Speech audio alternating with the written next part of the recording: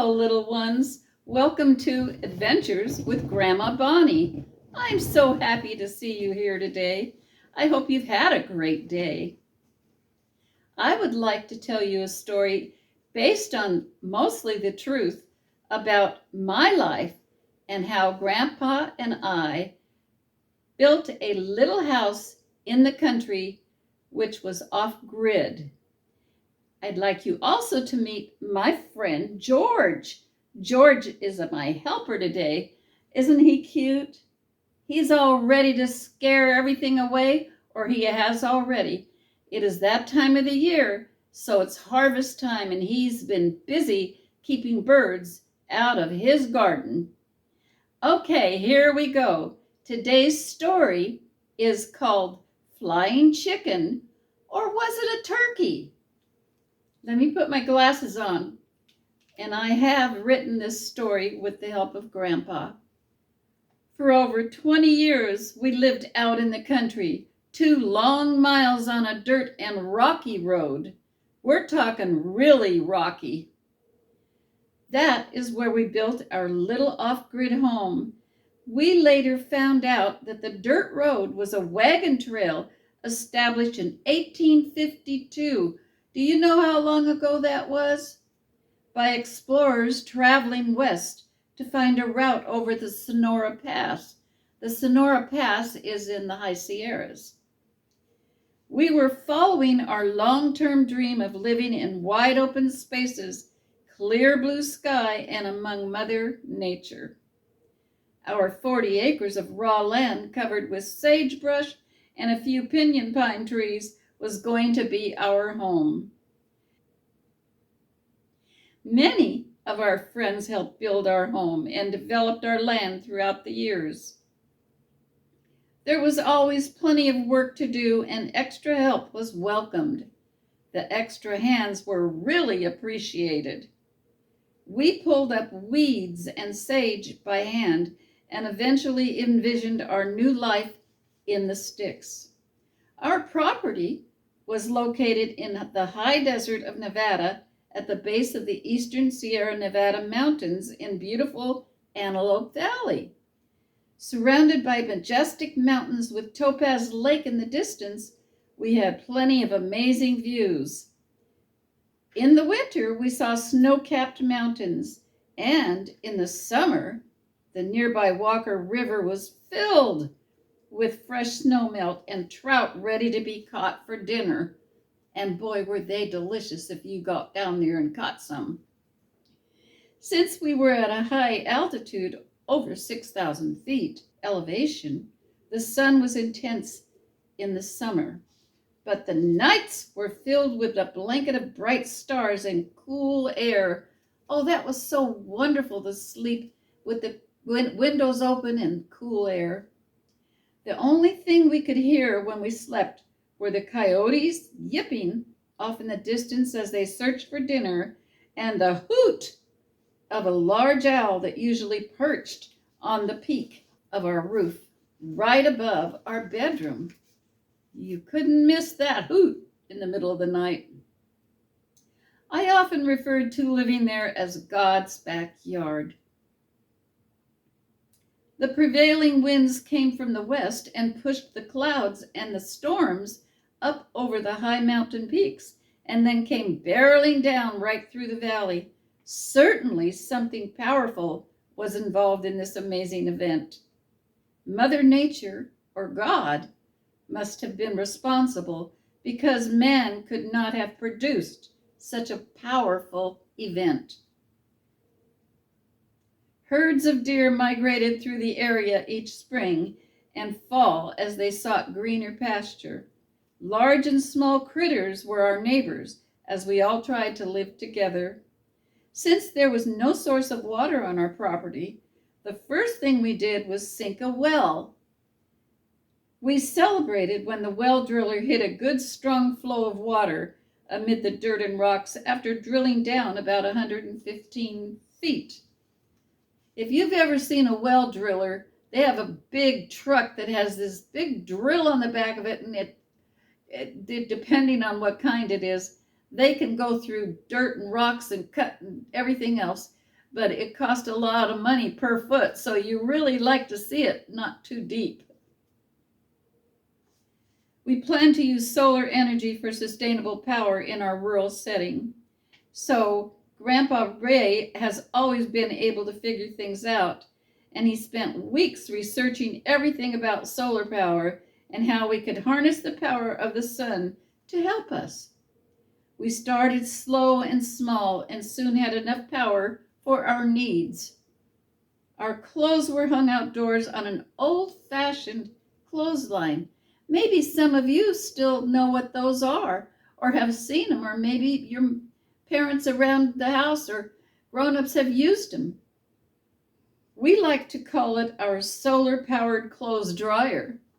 An electric dryer would have used far too much of our precious power. One day while hanging up clothes on that line, I heard a noise behind me. It kept getting louder and louder, and as I turned around to see what it was, I was shocked to see a beautiful white-tailed deer running at full speed just a few feet away. I don't know why he was in such a hurry. Something must have frightened him. The side part of this story, little ones, is that I heard later that it might have been open season for deer hunting in Nevada, and that deer might have been running south to go to California, which the state line was not far away. Kind of an interesting sideline there. Anyway, he was frightened by something, but it was just another day for me out in the country. We learned to respect our resources and would never leave lights on or water running unnecessarily. My mother always said, waste not, want not, and that's the truth. When you live off grid, it means completely self-sustaining without using or depending on public utilities. That means you can do things without having to count on things coming to help you turn on the electricity. You make your own. You pump your own water. It's a very interesting and exciting lifestyle, trust me. Since we were so far from any development, there was no choice. There were no utilities available.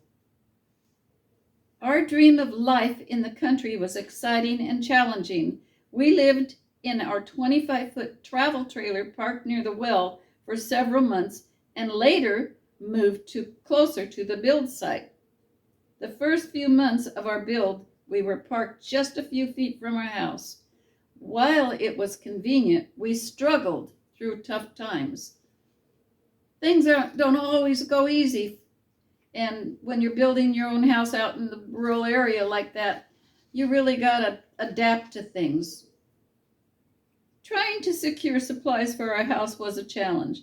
The closest building supply center was in Reno, Nevada, a few hours away. With no experience, building was mostly by trial and error.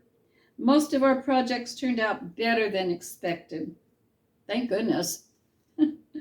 Thanks to Grandpa Ray and his determination to do things right, we were able to move out of our travel trailer and spend our first Thanksgiving in our new unfinished home. By unfinished, I mean it was just dried in. That means all the windows and doors were in place and we were protected from the weather. Since it was fall, it was getting time to be able to live in a nice, safe, warm spot because our area was known for cold winters, heavy winds, and snow, and we needed to have a safe place to live. There were no finished interior walls, or our kitchen counter was plywood, and with no running water, we for sure didn't have a bathroom. Oh, unless you count the makeshift bucket, which had to be dumped regularly.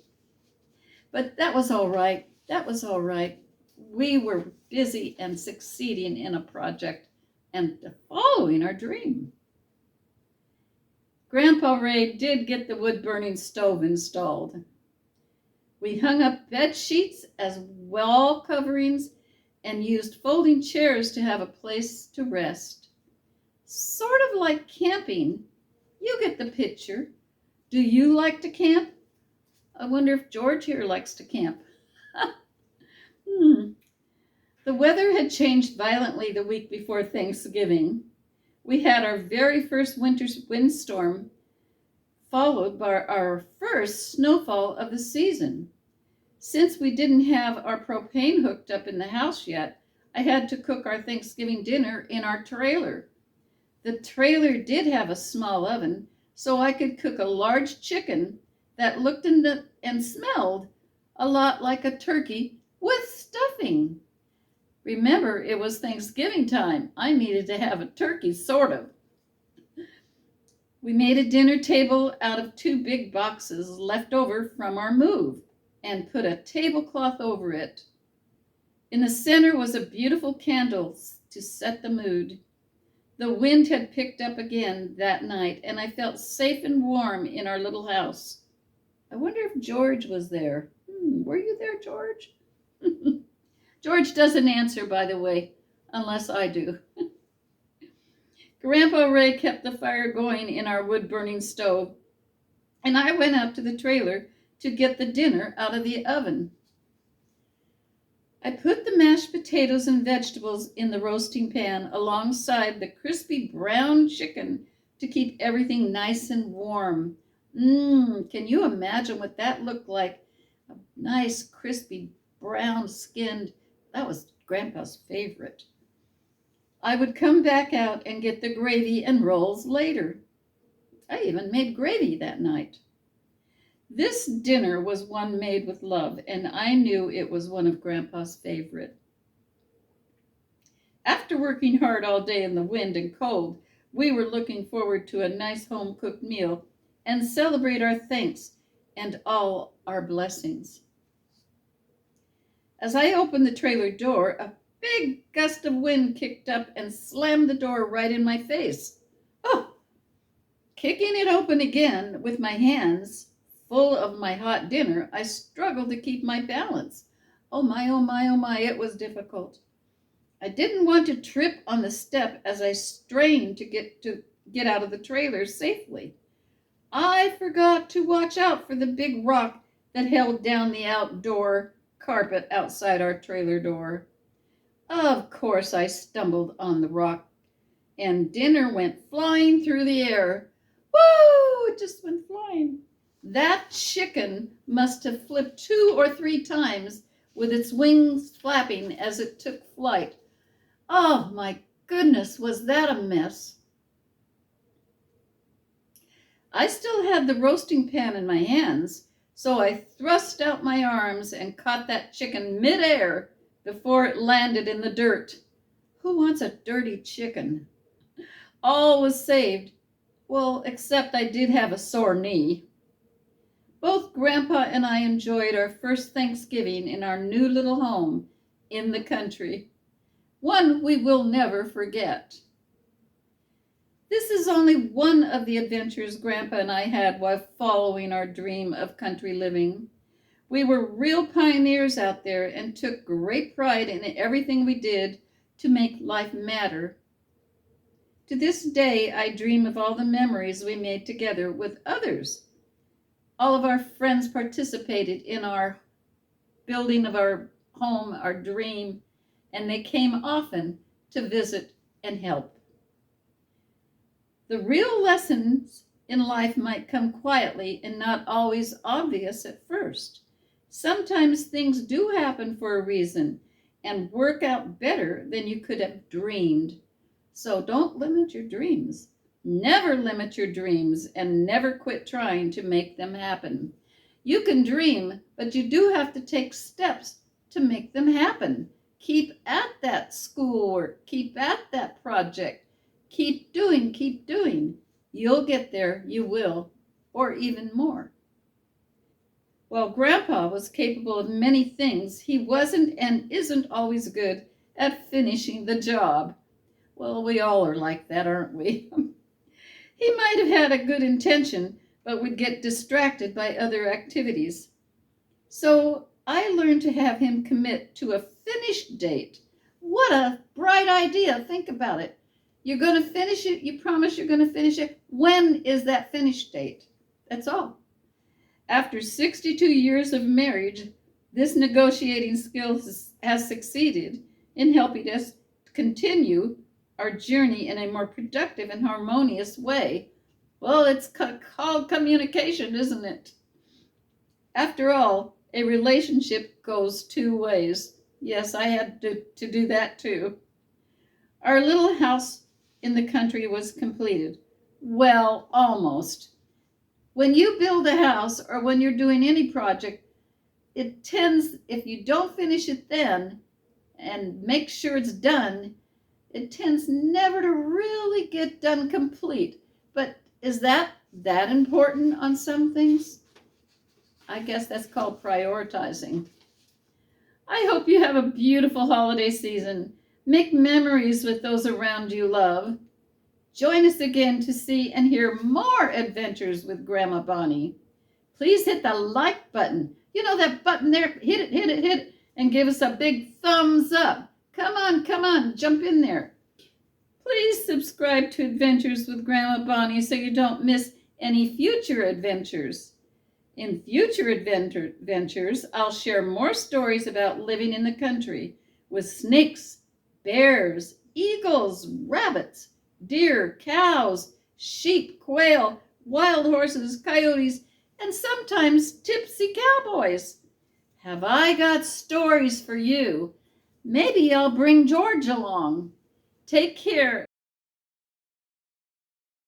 and give us a big thumbs up.